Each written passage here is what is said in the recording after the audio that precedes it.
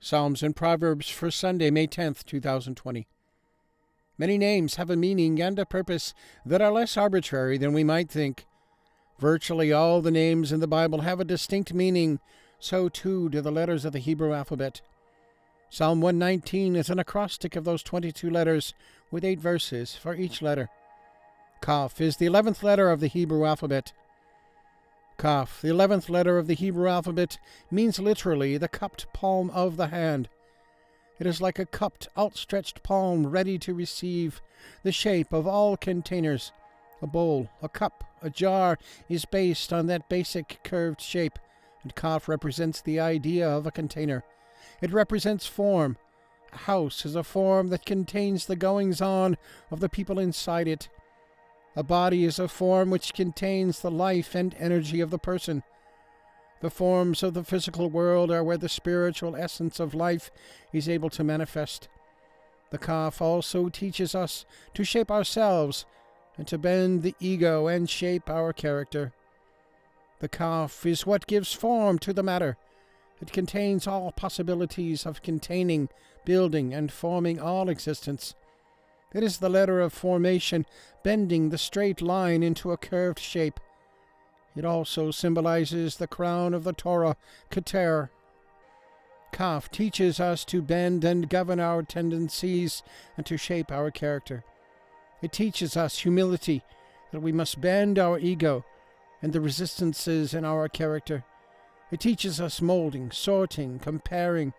We must bend the matter to the spirit and the spirit to the matter, constantly connecting the thought of wisdom with the action and doing of it. It is not enough to have a thought to do good. We must find a way to manifest it in reality. The Khaf also teaches us about what we contain. Do we contain worries and negative thoughts, or do we contain what we most aspire to in order to make it into a reality? Psalm 119, verses 81 through 88, New King James, Meditations on the excellencies of the Word of God. My soul faints for your salvation, but I hope in your word. My eyes fail from searching your word, saying, when will you comfort me? For I have become like a wineskin in smoke, yet I do not forget your statutes. How many are the days of your servant? When will you execute judgment on those who persecute me? The proud have dug pits for me, which is not according to your law. All your commandments are faithful. They persecute me wrongfully. Help me. They almost made an end of me on earth, but I did not forsake your precepts. Revive me according to your loving kindness, so that I may keep the testimony of your mouth.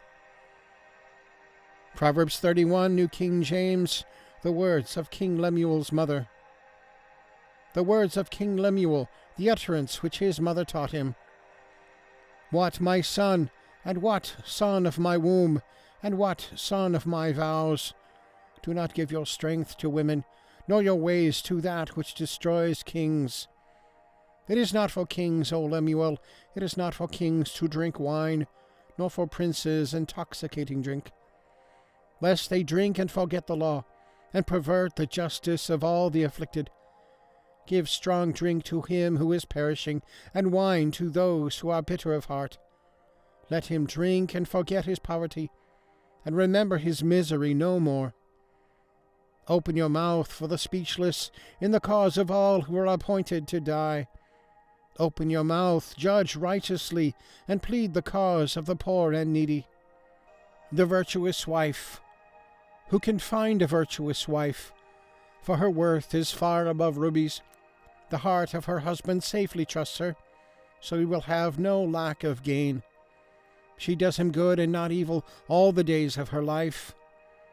She seeks wool and flax, and willingly works with her hands.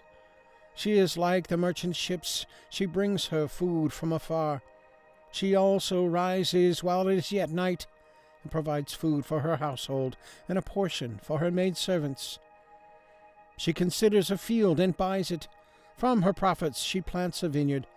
She girds herself with strength, and strengthens her arms.